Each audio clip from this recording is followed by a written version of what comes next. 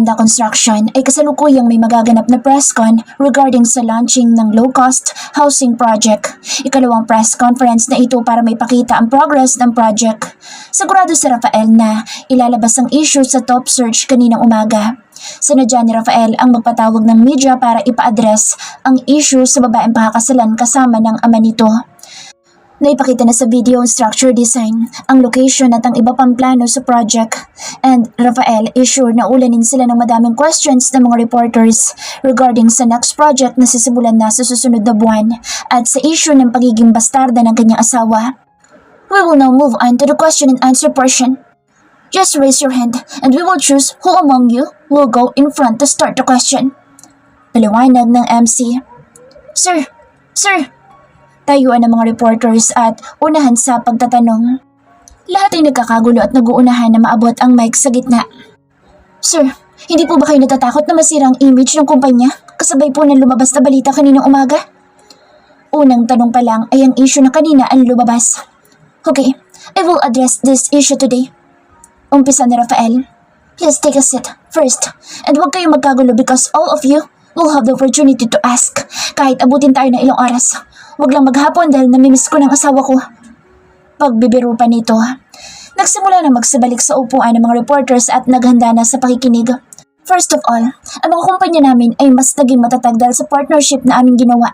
And it was a very smart decision for us because with the architectural ability of Del Mundo Construction and the engineering ability that Miranda Empire have, we can now upgrade the designs and structure of each project due to our combined effort and knowledge with the help of our partners, contractors. Just like what we have done with the low-cost housing project. The designs are fresh, yet the costs are low. So with that, we would be able to provide a budget-friendly houses to our kababayans. Nagpalakpakan ng mga tao sa unang sagot ni Rafael. Secondly, the designs are made by my future wife, Eunice Del Mundo, with the support of his father beside me, Don Bernard Del Mundo. Since nandito na tayo, I want to take the opportunity to tell you a story. Nakangiting sabi ni Rafael. The love of my life is pregnant and she is the most beautiful woman who captured my heart. Hi, wifey. I know you're watching. I love you. Side comment pa nito. Napasinghap ang mga tao na nasa loob ng conference room at tila kinilig sa mga sinasabi ni Rafael on national television. Madami din ang nainggit sa announcement na ang heartthrob na super gwapo ay lalagay na sa tahimik. Sir, kailan pong wedding? Tanong ng isa pang reporter. Sorry to tell you but my wedding will not be announced. Baka kasi may magsabi ng itigil ang kasal. Baka mahimatay ako at hindi ko kayanin. Biro nito bago nagseryoso. I am calling the public attention to please do not spread any false information and rumors because I don't want my beautiful fiancé to be stressed. Una, totoo, anak siya sa labas. But there is nothing wrong with that dahil, hindi ba, ang mas mahalaga naman ay kung ano yung pagkatao niya. Also, it's not true that she gave herself to me to get this deal. I was the one who initiated to find her. Bata pa lang kami, crush ko na siya. She's my papa's choice. 6 years old pa lang siya noon and he is a good judge of character. Hindi po naman siya masamang tao. If you get to know her, you'll know how lucky you get for having her. And most importantly, I love her so much. Naisip ko pa lang na mawawala siya sa akin. Could immediately kill me. Hindi naman lingid sa publiko na dati akong palikero. But when you find the right person and when Cupid really hits you, wala ka na magagawa kundi sundin ito. Kinikilig na napatili ang mga tao sa loob. Bumaling si Rafael sa katabi. Pa, would you like to give any statement? Tanong niya sa future father-in-law. Yes, iho. Good afternoon, everyone. Eunice, might from the scariest part of my past. But I truly adore her, and I love her. I acknowledge her as my daughter. Going back when she was in elementary grade to her college days, she was always an outstanding student. And you know, my biggest regret? I wasn't able to celebrate with her. But I know I still have time to make it up with her. So I will support her for everything that will make her happy. I love you, anak. And I'm looking forward to walking you down the altar. Also, I am looking forward to meet my first apo. Nagpalakpakan ng mga tao sa narinig na mensahe ng ama. Si Eunice naman ay kasalukuyang puno ng luha, 10 ng kanyang mga kasamahan sa bahay. Si Manang, ang mama niya, si Athena at ilang mga kasambahay ay puno ng luha sa napanood. Si Vanessa at Vivian naman ay sobrang sentimiento sa nangyari. Ayan kasi, tatanga-tanga ka, hindi ka nag-iisip. Nasa pawan ka na naman, bastardang iyon. Sino sa tingin mo ang nasira sa ginawa mo? Ikaw, diba? Paninisi ni Vivian sa anak. Nakuha lang niya ang simpatya ng mga tao pero anong karapatan niyang sirain ang reputasyon ko? Masama ang loob na sabi ni Vanessa. Bobo, kung di mo ginawa yan, walang press con. Kung di mo ginawa yan at pinagbuti mo ang pag-aaral mo, hindi ka mapapahiya sa daddy mo. Nagmamarchang umalis sa Vanessa at umakyat ng hagdan. Sa ospital ay dumating na si Rafael para kausapin ang ina ni Angela. Hindi pa man sila nakakapag-usap ay nagising na ito. What happened to me? Where am I? Nag-ihisteryang tanong ni Angela. Kasi po, nahimatay kayo.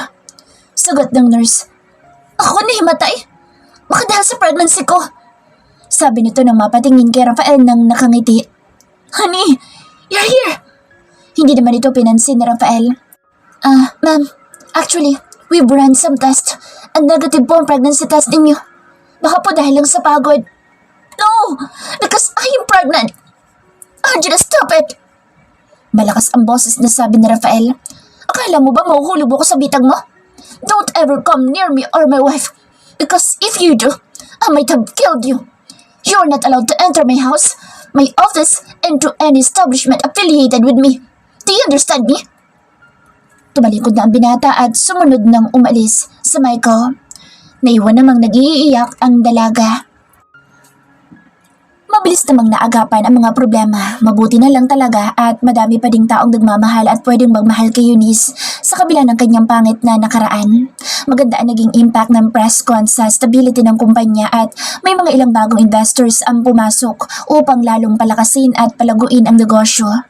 Naging maayos din ang lagay ng pagbubuntis ni Eunice habang sinisimula na ang construction ng housing project at inuna dito ang kapilya.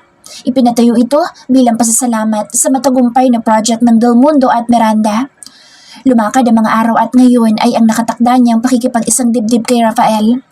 Napakaganda ng dalaga sa kanyang bare shoulder white dress na may magarbong ruffles para hindi masyadong mahalata ang kanyang tiyan. Long sleeve ito na manipis at tinahian nito ng diamond stones sa may kanang dibdib pababa sa kaliwang bewang. Napakamamahalin at animoy totoong prinsesa ang ikakasal. Si Rafael naman ay white tuxedo with silver combination na tinernuhan din ng mga maliliit na lining ng diamante sa may kanang bahagi ng suit. Twinning syempre. Ang ayos ng simbahan ay punong-puno din ng bulaklak. Ang simbahan na itinayo para lamang sa espesyal na okasyong ito sa may ilog kung saan sila unang nagkakilala na siyang magiging chapel na din ng mga maninirahan sa housing project na ginagawa ng dalawang kumpanya. Nagsimulang tumugtog ang wedding march at ang lahat ay nakatuon ng pansin sa bumubukas na pintuan. Namangha ang lahat sa ganda ng ikakasal. Habang lumalakad ng marahan ay inaawit dito ang kantang Ikaw at Ako ni Moira. Napapikit si Eunice habang marahang lumalakad at dinadama ang kanta. Pinagpraktisan niya ito ng ilang beses at alam niyang sa pagtatapos ng kanta ay saktong nasa harap na siya ng papakasalan, sa harap na nag-iisang lalaking kanyang iibigin, si Rafael Miranda. Pagdilat ni Eunice ay ang teary-eyed ngunit nakangiting mukha ni Rafael ang kanyang nakita. Inilibot ng paningin niya ang mga tao at ang lahat halos ay nagpapahid ng luha. Napakasaya ng dalaga sa araw na ito. Ang araw na kanyang pinakahihintay, ang pangarap ng lahat ng babae. Salamat sa Diyos at kahit nasa kabila ng kanyang pangit na nakaraan, ay mayroon pa rin naman palang magandang bagay ang pwedeng pumalit sa hirap na pinagdaanan. Nandito tayo ngayon sa harapan ng Diyos upang masaksihan ang pag-isang dibdib ni Rafael at Eunice. Bago po ang lahat, mayroon po bang tututol? Tanong ng pari. Sinigurado ni Rafael na walang makakapasok na taong pwedeng sumira sa pinakamaligayang araw niya, kaya wala namang tumayo sa mga nasa loob ng maliit na church. Nagsimula ang sermon sa kasal. Lahat ay matamang nakikinig. Oras na para sa wedding vows at si Eunice ang mauuna. I love you. I love you are the first 3 words that I want God to hear from me. I love you, babe. And I know everything happened so fast that I couldn't believe I found you. Amen. You found me because I knew the first time you saw me. You already fell in love with my beauty. Right, babe? Yes. Yes, babe. That is correct. Sagot naman ni Rafael habang naluluha. Nagtawanan ng mga tao sa reaksyon nito at kinilig. I promise to be your faithful wife, but nothing is free. So what I want in return is that you also need to be faithful with me or else I will cut the thing between your thigh. Don't dare me, Rafael, because I can be the scariest monster when provoked. Lalong lumakas ang tawanan ng lahat. Remember that me and our child and our future children will be a package deal. If you decide to lose me and find another woman, you will also lose all of them. I hope that God will be the center of our relationship. You are my first in everything, but most importantly is how you've shown support, care, and love for me. I know we can do anything because we have each other's back. You can lean on me, babe. And from now on, I will only choose to believe you no matter what. Hindi na ako ulit maglalayas. Dito na natapos ang vow ni Eunice at ibinigay ang mic kay Rafael. Makikita sa mga tao ang saya sa pinapanood na wedding vows. Babe, I love you too. Always and forever, and choosing you was the best decisions I've ever made because you meant the world to me. I promise to take care of you and our dozen children. 3 dozen eggs. Nagpalakpakan ng mga kalalakihan at nagsigawan. Wait, huwag kayong maingay. Moment ko to mga pare. Ganting biro ni Rafael. Wait, 3 dozens? Manghang tanong naman ni Eunice. Baby, you will always be the girl for me. In front of everyone here and the good Lord, I want all of you to know that I promise to love her for the rest of my life. I will take care of you and our baby. Kahit pa lagi mo akong kagatin, kurutin, pisilin sa ilong, basta lagi ka lang nasa tabi ko. You taught me everything, what real love means. Ikaw lang ang una at huling babaeng iiyakan ko. I love you, babe. Naku naman talaga, napaka-sweet naman. Kaya lang baka bukas, baka luway, hiwalay na kayo niyan. Huwag naman sana. Because I believe that God had chose both of you to be together. Biro ng pare na ay kinatawa lalo ng mga nasa loob ng church.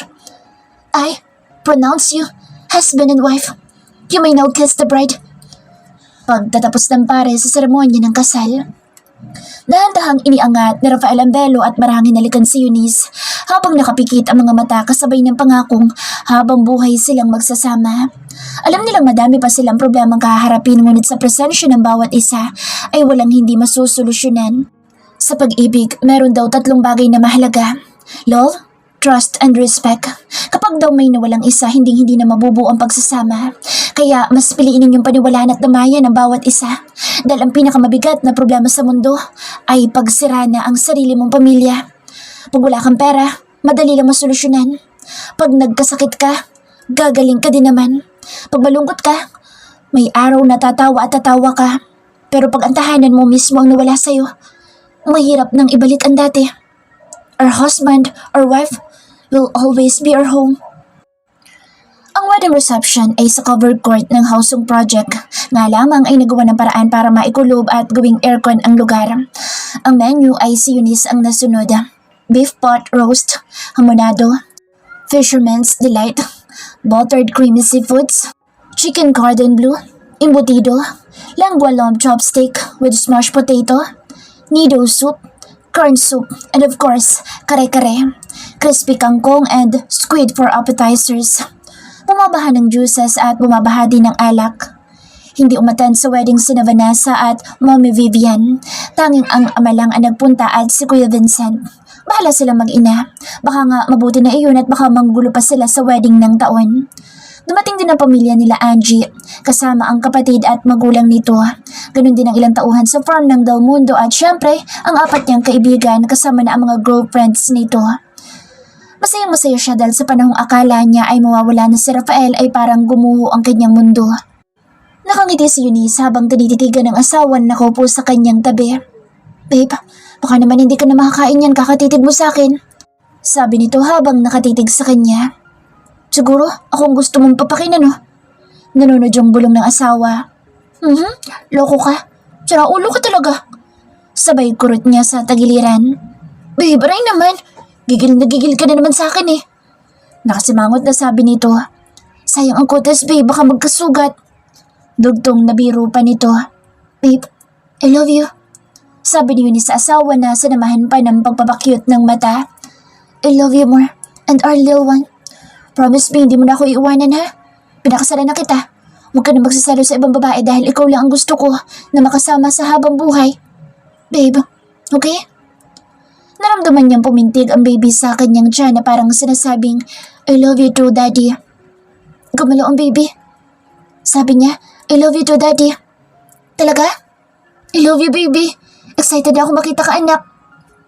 Hinawakan ni Rafael ang kanyang tiyan at hinalikan. Hey, baby. I'm your daddy. Hang in there, okay? We will play when you come out. I love you and mommy, my little one. Daddy is so excited to meet you. Later, I will give you playmate, okay? Sira, ulo ka talaga. Sasabayan sana niya ng kurot kaya lang ay nahuli nito agad ang kanyang kamay kaya hinampas na lang niya ito sa braso.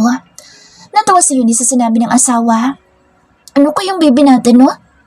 Kahit boy or girl, it doesn't matter. Ang mahalaga ay malusog kayong dalawa. Be brave ha? Lagi lang ako nandito sa tabi mo. Kahit tindihan mo ang kapit sa baso ko habang umiirik ka. Okay lang, basta nasa tabi mo ako, kaya don't ever be afraid. Ako, gusto ko sana girl, kasi masarap ayusan. Pero kahit boy, okay din. Lagi kong lalagyan ng necktie tapos patatahian ko ng coat para lagi kayong twinning. Nakangiti si Eunice habang na-imagine na magiging itsura sakaling maging baby boy ang bata. Paano pag bakla o kay tomboy? Nag-aalalang tanong na Rafael sa asawa. Oh no! Natatawang sabi ni Eunice. Ikaw ang tatanungin ko, paano kung bakla? Itatali ko sa puno para tumapang. Loko kang daddy ka. Ang lakas ng tawanan nilang dalawa. Masaya silang pinagmamasdan ng tiyahin at ng mama ni Rafael. Hangad nila ang habang buhay na kaligayahan ng dalawa. Sana ang buhay laging ganito. Masaya. Pero ang buhay kasi walang saya kung hindi mo pagdadaanan ang lungkot. Hapon pa lang ay nag-aya na si Rafael na mauna na sila. Marahil siguro nakita niya na pagod na ang mukha ni Eunice. Isa pa'y nananakit na din ang balakang niya. Gusto niya na magbihis at humiga. Babe, do you want to leave na? Tanong ni Rafael. Can we? Masakit na kasi ang balakang ko at malikot na din si baby. Gusto ko nang mahiga. Yes babe, of course. Dahil sa buntis siya, sa Batangas na lang muna ang honeymoon dahil hirap siyang bumiyahe sa malayo. At least, madami din naman magagandang beach at relaxing place doon. Bago naman magtakip silim ay nakarating na sila sa resort kung saan ang first night nila bilang mag-asawa. Hindi na sila nagsama ng driver at si Rafael na lang mag-isa ang nagmaneho para wala ng storbo syempre dahil honeymoon nila ito. Where did you find this gem? This is beautiful, babe. Manghang tanong niya sa kanyang esposo. All the best for my wife. Oh, thank you, babe. You're welcome. Pero bago sila dumiretso sa resort ay dumaan muna sila sa bahay para makapagbihis at kunin ang mga bags na dadalhin nila dito. May free dinner ang hotel at ang room ay puno ng rose petals. After dinner ay naligo na siya at naupo sa balcony habang hinihintay si Rafael na mag-submit ng mga habilin for work. Sa dami ng kanyang responsibilities madami ding dapat ayusin bago sila mapanatag sa bakasyong ito. Babe, you look so fresh. Sabi nito habang inaamoy-amoy siya sa leeg. Wait lang, maliligo na din ako. At nagmamadali na itong pumasok ng banyo. Nahulog si Eunice sa malalim na pag-iisip at hindi maiwasang balikan ng mga nakaraan niya. Kaya hindi niya namalayang nasa likod niya na pala si Rafael at nagulat siya sa yakap nito sabay halik sa kanyang leeg. Babe, it's cold here. Paano naman hindi ka nagdamit? Erap niya dito. Huhubarin ko rin naman. Kaya hindi na ako nagsuot. Nakangiting sabi nito sabay kindat. Sira ka talaga. Halika na babe. Excited na ako eh. Excited? Para namang nadadayot kita. Kahit araw-araw pa, hindi naman ako magsasawa sa'yo. Halika na at gawin natin kambalang baby. Loko? Sabay hampas niya. Isinara ni Rafael ang sliding door sa balcony at tumabi na sa kanya sa kama. Babe, I love you. Kapag mainit ang ulo ko, just make me calm, okay? Hinalikan niya ito sa labi at naramdaman niya na lang ang pagtugon nito. Naglakbay na ang mga kamay nito sa kanyang katawan. Naging maingat si Rafael sa pag-angkin sa kanya at tulad ng lagi nangyayari, puro ungol at halinghing lang ang maririnig sa loob ng kwarto sa hindi mabilang na pagkakataon. Lagi nang hindi uubra ang 1 o 2 rounds lang. 3 days ang staycation nila sa lugar at sa buong panahon ay naging masaya ang kanilang bakasyon. Panahon na upang umuwi sa bahay at balik trabaho. Nito kasing mga nakaraang linggo ay sumasama siya kay Rafael sa trabaho dahil naiinip siya sa bahay. Isa pa ay hindi siya komportable pag wala ito sa kanyang paningin. Hindi naman ito tumutol at ingat na ingat naman si Michael sa pagmamaneho. Mula sa bahay ng mama nila ay nasa 15 minutes lang naman ang travel time kaya hindi naman kailangang magmadali. Hindi pa sila bumabalik sa condo dahil wala siya makakasama doon at isa pa ay hiniling ng mama nila at ng tita na sama-sama muna silang manirahan lalo pa at buntis siya. Gusto lang siguro nila na maalagaan siyang maigi. Sa tanghalian naman ay walang palya ang tita na dalhan siya ng pagkain. Home-cooked meals at bagong luto kaya hindi masisisi kung bakit lumalaki siya at si Rafael. Masaya pala magkaroon ng isang buong pamilya. Masakit man ang nangyari sa nakaraan, ngayon naman ay sobrang ligaya ng kanyang tinatamasa. Nakapanganak na si Athena before the wedding at nalaman nilang si Michael pala ang ama. Noong una inagalit si Rafael pero dahil mahal na mahal niya ang kapatid at si Michael naman ay hindi masamang tao, kaya pinahintulutan na din nila ito. At ngayon nga ay nagsasama na ang dalawa. Pinauna lang silang ikasal ngayong taon at next year ay sila naman. It's been 3 months since the wedding and this is her 6th month of pregnancy. Araw ng check nila at ultrasound at syempre kasama niya si Rafael. Sa lahat ng check-ups ay laging present ito. Hindi ito pumapayag na hindi siya samahan na talagang sinusuportahan siya sa buong pregnancy journey niya. Normal ang heartbeat ng baby. Nakangiting sabi ni Doc. Will you prepare a gender reveal party? Yes po, for the family. But we prefer to know po. Sila lang isusurprise namin. Nakangiti niyang sabi. Okay. Kakaiba yan Nagsimula na isagawa ni Doktora ang ultrasound para malaman nila ang gender ng baby. Pareho silang mag-asawa na sobrang excited na malaman ang gender ni baby. Kumakabog ang dibdib niya sa excitement at halos pumapatak na ang kanyang luha. So, the baby is a girl. Mahabang katahimikan muna bago sinabi ni Doktora dahil daw sinigurado niya pa muna kung babae nga. Dahil 5G ang ultrasound ay malinaw nang nakikita ang mukha nito. Matangos ang ilong nito. Dito na nagsimulang magunahan ang luha ni Eunice. Hey baby, I'm so excited to see you anak. I am your mommy. Sabi niya habang nakatingin sa monitor. Si Rafael din ay teary-eyed din at hindi maalis ang tingin sa monitor. Pareho sila na sobrang ligaya ang nararamdaman. Rafael is capturing the moment through video recording at the hospital. Bakit nga ba hindi sila din ang may-ari nito? Katunayan nga ay nasa VIP room sila at sila ang nag-set up ng ultrasound para hindi na siya bumaba. Tita, gusto po ni Eunice? Girl, sabi ni Rafael. Yes, kaya sisi ako ngayon. Later mag-iisip na ako ng name niya. Ikaw ba iho, boy? Tanong naman ni Doktora kay Rafael. Hindi po. Kahit ano, it's okay. Basta health ang mag-ina ko. Wala na po akong maihiling pa kahit nga bakla pwede. At nagtawanan ng nurse at si Doktora sa kalokohan ng asawa niya. And it seems kamukha ni Mommy sa baby. Baby Amara Blair. Sabi ni Eunice. May name ka na naisip agad? Nakangiting tugon ni Rafael. Ayaw mo? No, it's beautiful. I love it, babe. Amara Blair. Good. Pretty name, ha? Sabi din ni Doktora. Thank you po, Doktora. Tita. Nakangiting sabi ni Eunice. O siya, ingatan si baby. Bumalik kayo after 3 weeks. Then after that, every 2 weeks, okay? Yes po, Doktora. Sabay na tugon ng mag-asawa. Excited ang mga tao sa bahay. At alam nyo ba na ang gender reveal ay sa gabi ding iyon? Nag-prepare lang sila ng konting putahe at cake na pinagawa niya kay Angie. Siyempre pa, in-invite niya din ito. Tuwang-tuwa sila nang malaman na baby girl ang dinadala niya. Mabilis na lumipas ang mga linggo at sumapit ang 5 ng Disyembre. Masama ang timpla ng katawan niya nito mga ilang araw kaya hindi sumasama si Eunice sa office. Araw-araw din, Sa kwarto nakatambay ang tita at mama niya para may kasama siya dahil hirap din siya sa bigat ng dinadala niya. Isa pa ay tumaas din ang timbang niya. Tita, may dugo po ko sa andis ko. Humihilap po ang tiyan ko. Kinakabahang sabi ni Eunice sa tiyahin pagkalabas niya ng banyo. Ha? Baka manganganak ka na anak. Tawagan mo na ang asawa mo at ilalabas ko ng mga iginiyak nating bag. Tatawagin ko na din ang mama mo. Idinayal ni Eunice ang number ni Rafael at mabilis naman itong sumagot.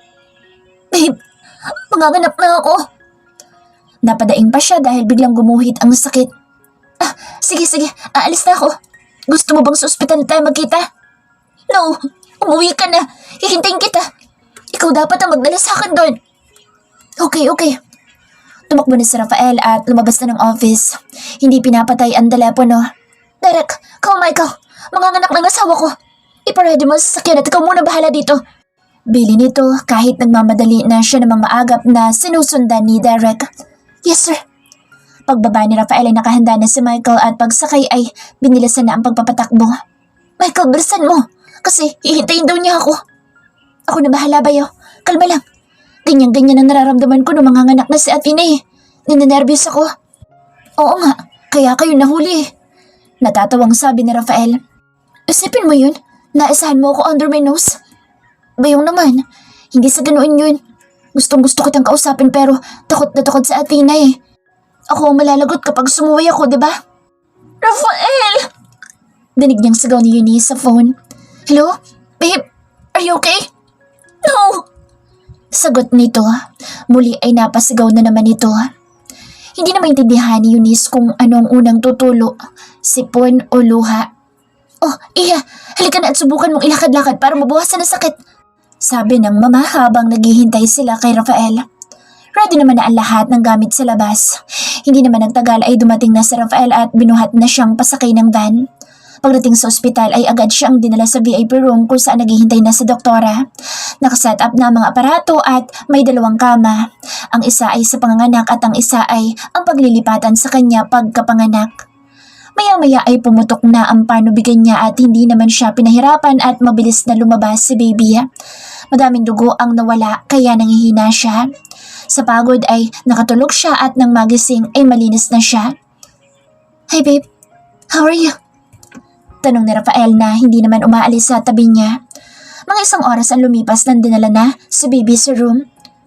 Welcome to this world, baby. Salubong ng ama niya rito. Hi anak, this is mommy. Mommy, mag-breastfeed po tayo ha? Sabi ng nurse. Okay po. Tinuruan siya nito kung paano at naiyak siya na magsimula ng dumede si baby. It's all worth it. And ito na talaga ito. Mommy na siya. I will do everything for you, anak. Si Rafael naman ay hindi rin umaalis sa tabi niya. Ang mama nila naman ay kinukuhanan sila ng picture. Their first family picture. Ay, ang apo ko. Ang ganda-ganda. Matangos ang ilong. Kamukha mo, anak. Sabi ni Tita Lina. Oo nga bala eh. Ang puti-puti. Mana sa inyo. Papuputi kayo. Si Rafael kasi moreno talaga. Sabi ng mama.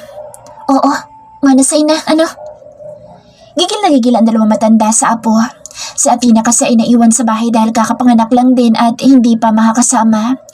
Si Ryan naman ay madaming inaasikasong trabaho. Baby, I promise to guide you and take care of you. Halik ito ng halik sa noo ng anak. I love you, babe.